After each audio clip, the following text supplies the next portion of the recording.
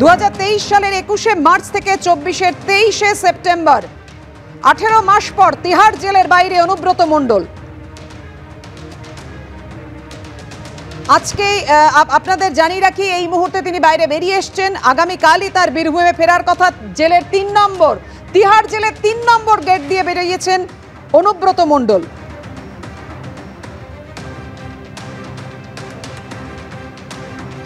এনামুল হক গরু পাচার মামলায় মুক্ত পেয়ে হয়েছেন এনামুল হক।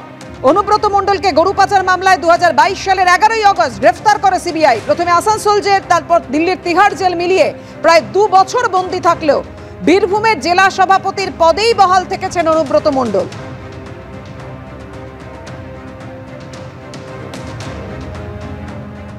গরু পাচার মামলায় জামিন পেলেন এনামুল হকও। 2022 সালে গরু পাচার মামলায় গ্রেফতার হওয়ার পর অনুব্রত মণ্ডলকে ছাড়াই আপনারা জানেন 2023-এর পঞ্চায়েত নির্বাচন ও 2024-এর লোকসভা ভোটে বীরভূমে বড় জয় পায় তৃণমূল। এমনকি গত লোকসভা ভোটের দিকে যদি আমরা নজর রাখি, বীরভূম ও বোলপুর জোড়া লোকসভা কেন্দ্রেই 2019-এর চেয়ে বেশি মার্জিনে জিতেছে তৃণমূল প্রার্থীরা। এই মুহূর্তে যা খবর পাওয়া যাচ্ছে, তিহার জেলের 3 নম্বর গেট দিয়ে বেরিয়েছেন অনুব্রত মণ্ডল। বিজেন্দ্র। হ্যাঁ পাপিয়া, অনুব্রত মণ্ডল তিহার জেল থেকে বেরিয়ে গেছেন। গেট নম্বর 3-এর কাছে ঠিক তিনি বেরিয়েছেন। তার মেয়ে সেখানে সুকন্যা মণ্ডল অপেক্ষা করছিলেন। বাবাকে জড়িয়ে ধরলেন সুকন্যা মণ্ডল যখন অনুব্রত মণ্ডল বেরিয়েছেন। তার ওজন অনেকটা কমে গেছে, মনে করা হচ্ছে হয়তো 75 কেজি ওজন হবে। আগে আমরা জানি তার 100 কেজি ওজন ছিল। জেলের মধ্যে তার একটা অপারেশনও হয়েছিল, যেটা আমরা জানি। হাসপাতালে থেকে অ্যাডমিট করতে হয়েছিল এবং তারপর অনেক রোগা ইয়েলো রঙের টি শার্ট তিনি পরে রয়েছেন এবং বেরিয়ে এসে তিনি একটা গাড়িতে উঠেছেন, ইনোভা গাড়িতে সাদা রঙের। সেখানে তার মেয়ে তার সঙ্গে রয়েছেন এবং তাকে নিয়ে এই মুহূর্তে এই গাড়ি এয়ারপোর্টের দিকে রওনা দিয়েছে। আজকে যেটা মনে করা হচ্ছে প্রথম ফ্লাইট যেটা তারা পাবেন, সেই ফ্লাইটেই উঠে কলকাতা পৌঁছে যাবেন অনুব্রত মণ্ডল। এবং এই ছবিটা আমরা দেখতে পাচ্ছি, অনুব্রত মণ্ডল গাড়িতে রয়েছেন। দেখো বেটিকে সাথ बैठे हैं। হ্যাঁ বিজেন্দ্র, তুমি বলো এই মুহূর্তে কি দেখতে পাচ্ছ?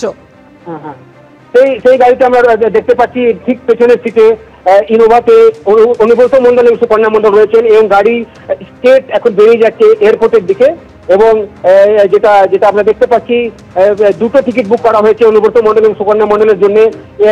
একটা আগে থেকে তারা বুক করে রেখেছেন, একটা দুটো সময় দিল্লি এয়ারপোর্ট থেকে যে প্লেন রয়েছে সেটার জন্য, এবং আরও একটা তার আগে ফ্লাইট রয়েছে। তারা চেষ্টা করছেন যদি সেই ফ্লাইটটা ধরা যায়। এখন এয়ারপোর্টের উদ্দেশ্যে রওনা হয়েছে অনুব্রত মণ্ডলের এই গাড়ি, যেখানে তার সঙ্গে সেই গাড়িতে সুকন্যা মণ্ডল রয়েছেন।